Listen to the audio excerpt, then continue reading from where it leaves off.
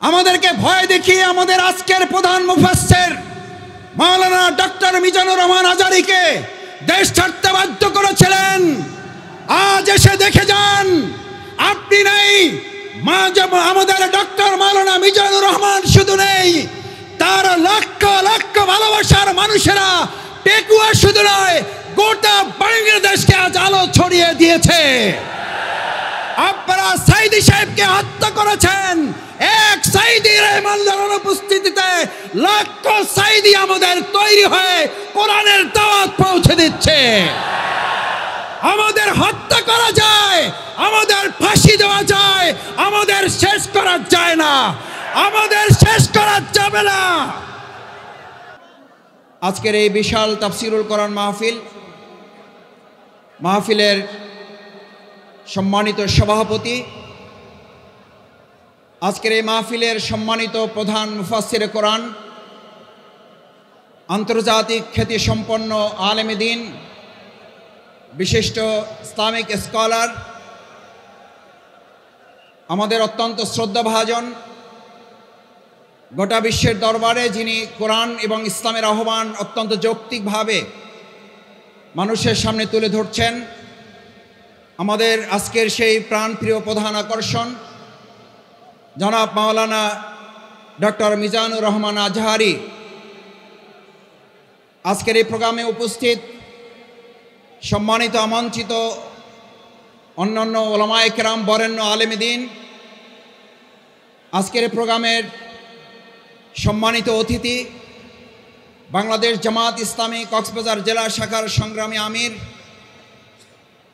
আজকের এই প্রোগ্রামের অন্যতম অতিথি, বাংলাদেশ জামাত ইসলামীর আপনাদের অত্র অঞ্চলের প্রাণপ্রিয় মানুষ জনাব আব্দুল্লাহ আল ফারুক, আজকের এই প্রোগ্রামের সম্মানিত আয়োজক, আপনাদের সকল প্রাণপ্রিয় ভাই, যিনি এই পুরো প্রোগ্রাম সমন্বয় করার জন্য আপনাদের সামগ্রিক সহযোগিতা এবং আল্লাহর ভালোবাসা নিয়ে সামনের দিকে প্রোগ্রাম এগিয়ে নিয়ে যাচ্ছেন, প্রিয় ভাই নিয়ামতুল্লাহ নিজামী, সম্মানিত ওলামায়ে কেরাম, সম্মানিত শিক্ষকবৃন্দ, পিতৃ সমতুল্য মুরব্বিয়ানে কেরাম, আমার সামনে উপস্থিত তরুণ এবং যুবক ভাইয়েরা, মহান আল্লাহর দরবারে শুকরিয়া আদায় করি। প্রিয়নবী মুহাম্মদুর রাসূলুল্লাহ সাল্লাল্লাহু আলাইহি ওয়াসাল্লামের দরবারে দুরূদ পেশ করছি, সাল্লাল্লাহু আলাইহি ওয়াসাল্লাম। আজকে এখানে আপনারা যারা এসেছেন, আমরা সবাই এখানে কি দুনিয়ার কোনো শক্তির কাছে এসেছি নাকি আল্লাহর শক্তির কাছে এসেছি? কার কাছে এসেছি? আমাদের এই সমস্ত ব্যবস্থাপনার যিনি সহযোগিতা করেছেন, সেটা কি দুনিয়ার কোনো শক্তি নাকি আল্লাহর শক্তি? আমার ভাইয়েরা, হযরত ইব্রাহিম আলাইহিস সালামকে যখন আগুনে পুড়ে পরীক্ষায় উত্তীর্ণ করার জন্য আল্লাহ তাআলা সিদ্ধান্ত নিয়েছিলেন, আপনাদের সকলের মনে থাকার কথা, হযরত ইব্রাহিম আলাইহিস সালামকে আগুনে ফালানোর জন্য মাসব্যাপী যখন আগুনের কুণ্ডলী তৈরি করা হচ্ছিল, সমস্ত মানুষ শুধু নয়, ফেরেশতাকুল, সমস্ত পশু প্রাণী আল্লাহর দরবারে আহ্বান করেছিলেন, দোয়া করেছিলেন, আল্লাহ এই বিরাট পরীক্ষা থেকে, নির্যাতন, নির্মমতা থেকে হযরত ইব্রাহিম আলাইহিস সালাম আপনার প্রিয় বন্ধু খলিলুল্লাহকে আপনি হেফাজত করুন। আল্লাহ সুবহানাহু ওয়া তাআলা তাকে হেফাজতের জন্য ফেরেশতাগণকে পাঠিয়েছিলেন।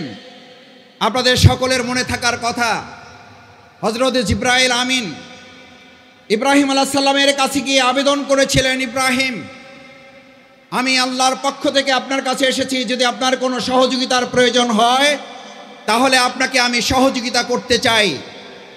সম্মানিত মুসলিয়ানে কেরাম, আজ এই কথাটি আমাদের জন্য অত্যন্ত তাৎপর্যপূর্ণ। যদি কেউ মনে করেন পরিস্থিতি ভালো হয়েছে সেজন্য হয়তো আমরা এই কাজ করতে পারছি, কিন্তু আমরা এই কথাও পরিষ্কার বলি, আমাদের কাছে পরিস্থিতি ভালো হলেও আলহামদুলিল্লাহ, আমাদের কাছে পরিস্থিতি প্রতিকূল হলেও আলহামদুলিল্লাহ, আমরা শত প্রতিকূলতার মধ্যেও দুনিয়ার কোনো সহযোগিতার কাছে মাথা নত না করে হযরত ইব্রাহিম আলাইহিস সালাম যেমন জিবরাইল আমিনকে বলেছিলেন, আমার যদি সহযোগিতার প্রয়োজন হয় তাহলে আমি একমাত্র সহযোগিতা গ্রহণ করব মহান আল্লাহ সুবহানাহু তাআলার। আল্লাহ সুবহানাহু তাআলা ছাড়া আমার কারো সহযোগিতার প্রয়োজন নেই। আজ মুসল্লিয়ানে কেরাম, আপনাদের কাছে জানতে চাই, বাংলাদেশকে যদি কোরআনের দেশ করতে হয়, বাংলাদেশকে যদি ইসলামের দেশ করতে হয়, তার জন্য যদি হযরত ইব্রাহিম আলাইহিস সালামের মতো আমাদের ত্যাগ এবং কোরবানির পরীক্ষায় উত্তীর্ণ হতে হয়, আর তার জন্য যদি সেই অগ্নি পরীক্ষায় আমাদেরকে সহযোগিতার জন্য এক আল্লাহ ছাড়া দুনিয়ার আর কাউকে না পাওয়া যায়, তাহলে আজ এই জনসমুদ্রের কাছে জানতে চাই, আমরা এক আল্লাহ ছাড়া আর কারো সাহায্য কি আমাদের দরকার হবে? আমরা কার সাহায্য চাই? কার সাহায্য চাই? একবার সেই আল্লাহকে আমরা ডাক দিতে চাই। আমরা সবাই আল্লাহকে একবার ডাকতে চাই, আল্লাহ আল্লাহ।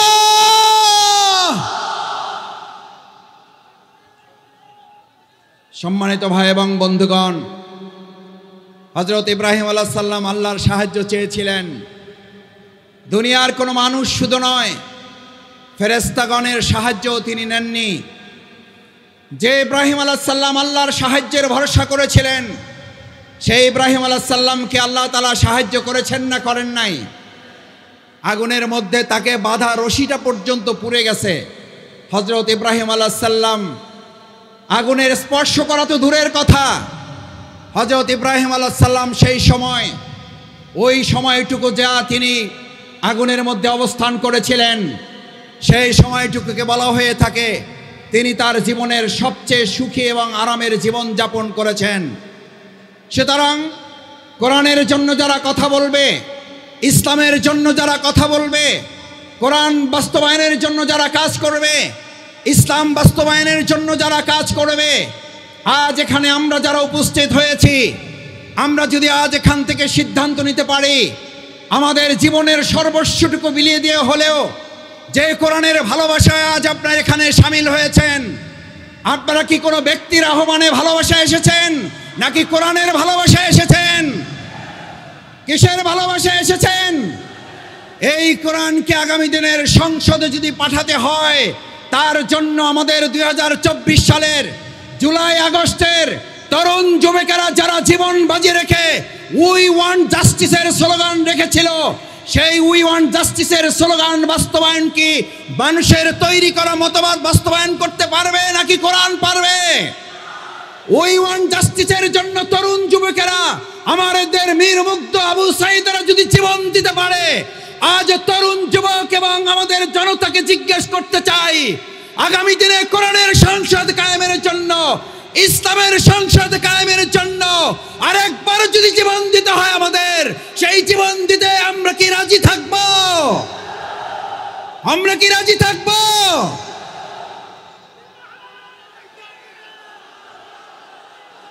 সম্মানিত ভাই এবং বন্ধুগণ, আল্লাহ সুবহানাহু ওয়া তাআলা মহাগ্রন্থ আল কোরআনে আমাদের জন্য উল্লেখ করেন, আল্লাহ তাআলা আমাদের জন্য উল্লেখ করেন, আফা হাসিবতুম আন্নামা খালাকনাকুম আবাসা ওয়া আন্নাকুম ইলাইনা লা তুরজাউন। আল্লাহ সুবহানাহু ওয়া তাআলা আমাদেরকে পৃথিবীতে প্রেরণ করে আমাদেরকে স্মরণ করিয়েছেন। তোমরা কি মনে করো যে তোমাদেরকে এমনিতেই অর্থহীনভাবে, টার্গেটলেস, এইমলেস, গোল শূন্য, কোনো উদ্দেশ্যহীন ভাবে তোমাদেরকে আমি পৃথিবীতে প্রেরণ করেছি? ওয়া ইলাইনা লা তুরজাউন, অথচ তোমাদেরকে তোমাদের কাজ সম্পন্ন করে কি আবার আমার কাছে ফিরে আসতে হবে না?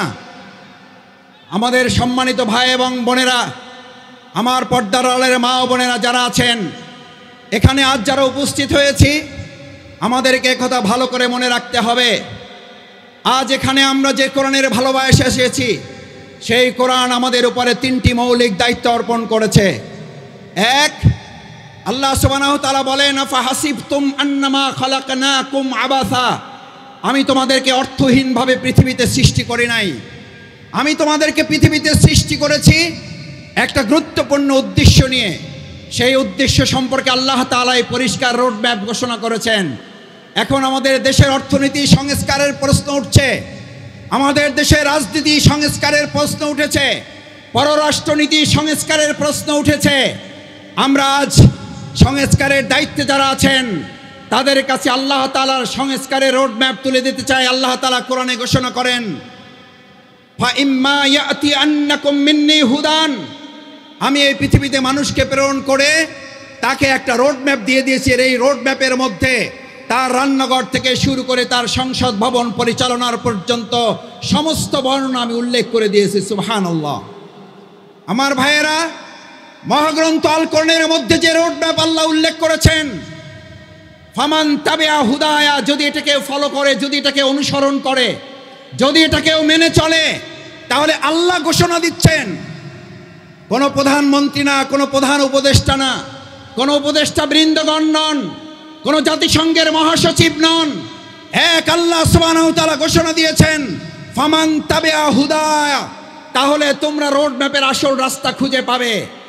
আমরা আজ বাংলাদেশের বর্তমান দায়িত্বে যারা আছেন তাদের কাছে মহাগ্রন্থ আল কোরআনের আহ্বান পৌঁছে দিয়ে বলতে চাই, বাংলাদেশকে যদি যথাযথ সংস্কারের মাধ্যমে তার আসল রোড ম্যাপে পরিচালনা করতে হয়, তাহলে মহাগ্রন্থ আল কোরআনের আইন দিয়ে ছাড়া মানুষের তৈরি করা কোনো চিন্তাতন্ত্র মতবাদ দিয়ে পুরনো সংস্কার করা সম্ভব হবে না। ভাই এবং বন্ধুগণ, আল্লাহ তাআলা বলেন, যদি এটাকে ফলো করো হুদায়া, তাহলে সঠিক পথ পাবে। আচ্ছা, আপনাদের কাছে জিজ্ঞেস করি, যদি কোরআন অনুসরণ করার মধ্যে দিয়ে সঠিক পথ পাওয়ার কথা বলা হয়, তাহলে আমাদের কাছে কি এই প্রশ্ন ওঠা স্বাভাবিক নয় যে কোরআন বাদ দিয়ে যে কোনো পথ অবলম্বন করলে ওটা সঠিক নয়, ওটা গোমরাহের পথ? কোরআন যদি আল্লাহর পথ হয়, তাহলে কোরআনের বাইরে যা মত আছে, পথ আছে, সমস্ত মত এবং পথ ইবলিসের পথ। ইমানদাররা কখনো কোরআনের পথ, আল্লাহর পথ বাদ দিয়ে ইবলিসের পথে হাঁটতে পারে না। আজ আমাদের এই কোরআন দায়িত্ব দিয়েছে, ফামান তাবিআ হুদা, তাহলে তোমরা সঠিক পথ পাবে, আসল পথ পাবে। আমাদের এই প্রিয় মাতৃভূমি বাংলাদেশ স্বাধীন হওয়ার 53 বছর পার হলেও আমরা কি অর্থনৈতিক মুক্তি পেয়েছি ভাইয়েরা? আমরা কি সাংস্কৃতিক মুক্তি পেয়েছি? আমরা কি রাজনৈতিক মুক্তি পেয়েছি? এই সকল মুক্তি আমাদের যদি পেতে হয়, তাহলে আমাদের মানুষের তৈরি করা মতবাদের দিকে নাকি কোরআনের দিকে ফিরতে হবে? আমাদের গ্রামে, আপনাদের গ্রামে আমরা সবাই একটা কথা বলি, সোজাতে হবেন, মরার আগে হবেন না। কখন হবেন? কখন হবেন? কাপড় দিয়ে যখন পায়ের কাছে একজন ধরে আর মাথার কাছে একজন ধরে, দুই থেকে দুইজন ধরে আর টানে, বলে যে আরো সোজা করো, আরো টাইট করো। ভাইয়েরা, মরার পরেই যদি আমাদের সোজা হতে হয়, চোখে যদি দেখতে পাই যে আমরা সোজা হচ্ছি এবং আমার সন্তানরা আমাকে টাইট করে বেঁধে সোজা করছে, আজ আমার সমস্ত পেকুয়াবাসী, বাংলাদেশের প্রান্ত থেকে যারা এখানে এসেছেন, আমরা আহ্বান জানাই, আসুন, মরার পরে যদি সোজা আমাদের হতেই হয়, তাহলে জীবিত থাকতেই আমরা সোজা হয়ে আমাদের বাংলাদেশকেও সোজা পথে পরিচালনার জন্য আর কোনো মত এবং পথ নয়, কোরআনের পথেই বাংলাদেশকে আমরা সোজা করে পরিচালনা করব ইনশাআল্লাহ। দ্বিতীয় যে দায়িত্ব আল্লাহ তাআলা আমাদেরকে দিয়েছেন, ফামান তাবিআ হুদায়া ফালা খাউফুন, কোনো ভয় নেই তোমাদের। আমার ভাইয়েরা, আমাদেরকে ভয় দেখিয়েছিলেন, আমাদেরকে ভয় দেখিয়ে আমাদের আজকের প্রধান মুফাসসির মাওলানা ডক্টর মিজানুর রহমান আজারীকে দেশ ছাড়তে বাধ্য করেছিলেন। আজ এসে দেখে যান, আপনি নেই, আমাদের ডক্টর মাওলানা মিজানুর রহমান শুধু নেই, তার লক্ষ লক্ষ ভালোবাসার মানুষেরা পেকুয়া শুধু নয়, গোটা বাংলাদেশকে আজ আলো ছড়িয়ে দিয়েছে। আপনারা সাইদি সাহেবকে হত্যা করেছেন, এক সাইদি রহমানের অনুপস্থিতিতে লক্ষ সাইদি আমাদের তৈরি হয়ে কোরআনের দাওয়াত পৌঁছে দিচ্ছে। আমাদের হত্যা করা যায়, আমাদের ফাঁসি দেওয়া যায়, আমাদের শেষ করা যায় না, আমাদের শেষ করা যাবে না।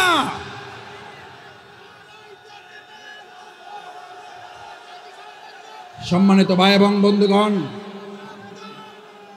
সম্মানিত ভাই এবং বন্ধুগণ, ফালা খাউফুন, সুতরাং আমাদেরকে আপনি ভয় দেখাবার কে? যারা আমাদেরকে ভয় দেখিয়েছেন 17 বছর এই বাংলাদেশের 18 কোটি নাগরিককে আপনারা ভয় দেখিয়েছেন। শেষ পর্যন্ত আপনারা ভয় দেখাতে দেখাতে এতটা ভয় পেলেন যে আপনারা দেশের জেলখানায় পর্যন্ত জায়গা হলো না, আপনাদেরকে দেশ ছেড়ে পালাতে হলো। আল্লাহ তাআলা নিশ্চিত করেছেন ফালা খাউফুন, তোমাদের ভয় পাওয়ার কোনো দরকার নেই, কারণ যারা আল্লাহকে ভয় করে তাদের দুনিয়ার আর কাউকে ভয় করতে হয় না, বরং গোটা দুনিয়া তাদেরকে ভয় করে। ফালা খাউফুন আলাইহিম ওয়ালা হুম ইয়াহজানুন।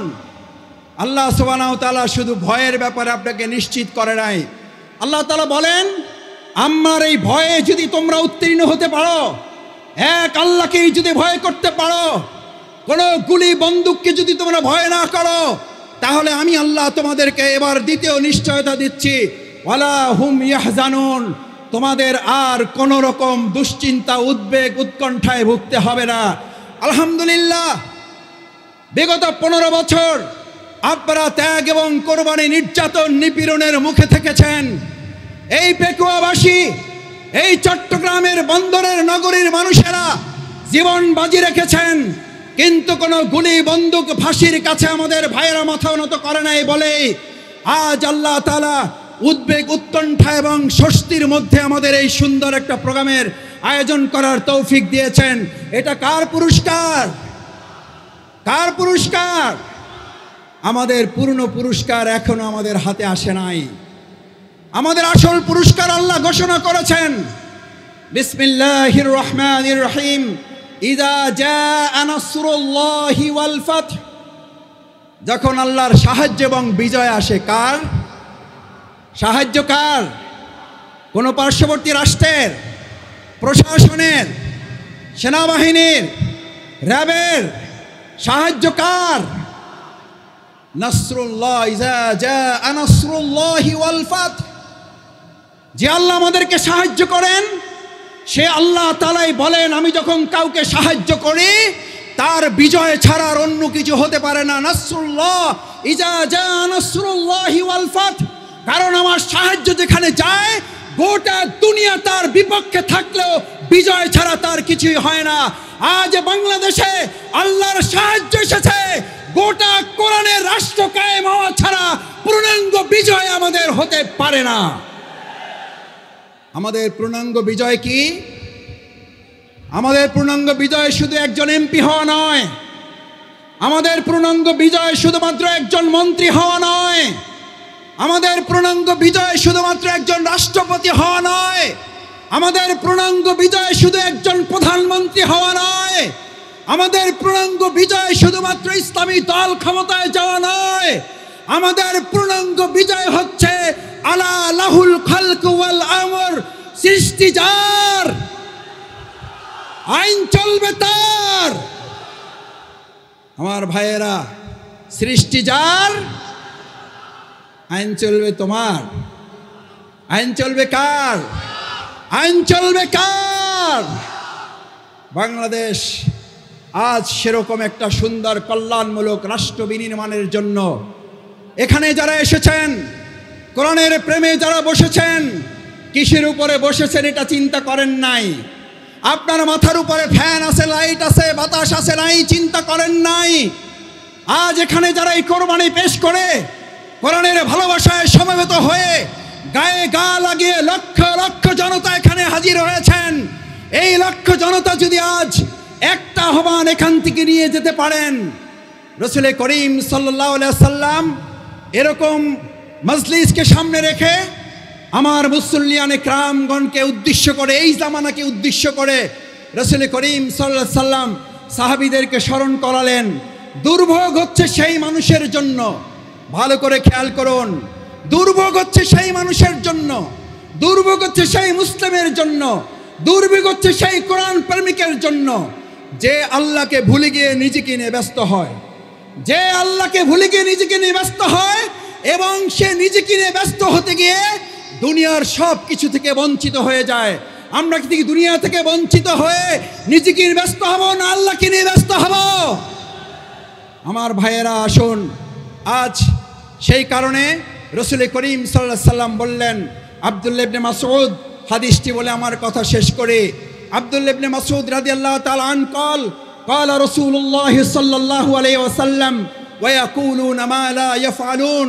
তোমাদের মধ্যে এমন একটা সময় আসবে, কোরআন শোনার লোক থাকবে, কোরআন জানার লোক থাকবে, কোরআনের আলোকে সে হয়তো পথ চলার কথাও বলবে, ইয়াকুলুনা মা লা ইয়াফআলুন, কিন্তু কোরআনের আলোকে সমাজ এবং রাষ্ট্র পরিচালনার লোক পাওয়া যাবে না। ওয়ায়াফআলুনা মা লা ইউমারুন, আবার কিছু কাজ করলেও কোরআনের পূর্ণাঙ্গ রূপ বাস্তবায়ন হবে না। আজ এখানে যারা আছেন, আমরা কি কোরআন বাস্তবায়নের জন্য সবাই রাজি আছি ইনশাআল্লাহ? সবাই কি রাজি আছি ইনশাআল্লাহ? আল্লাহ মেহরবানি করে হাতগুলো আপনার আরশের আজিমের ক্যামেরায় এগুলো তুলে নিয়ে কাল কিয়ামতের দিন কোরআনের কর্মী হিসাবে আমাদেরকে নাজাতের জন্য, জান্নাতের জন্য আপনি কবুল মঞ্জুর করুন। আল্লাহ এই আয়োজনকে বাংলাদেশের জন্য কবুল করুন, কোরআনের সংসদের জন্য আয়োজনকে কবুল করুন, কোরআনের রাষ্ট্রের জন্য এই আয়োজনকে কবুল করুন। সম্মানিত ভাই এবং বন্ধুগণ, আসুন আমরা আমাদের প্রধান মুফাসসিরে কোরআন হযরত মাওলানা ডক্টর মিজানুর রহমান আজারি হাফিজাহুল্লাহর কিছুক্ষণের মধ্যে আপনাদের সামনে কথা বলবেন। আমরা দোয়া করি অন্যান্য উলামায়ে কেরামগণ আরও কথা বলবেন। আল্লাহ সুবহানাহু ওয়া তাআলা আমাদের এই প্রিয় মাতৃভূমিকে সব ধরনের বিশৃঙ্খলা, ষড়যন্ত্র থেকে হেফাজত করুন। সকলে বলুন আমিন। আসসালামু আলাইকুম ওয়া রাহমাতুল্লাহি ওয়া বারাকাতুহু।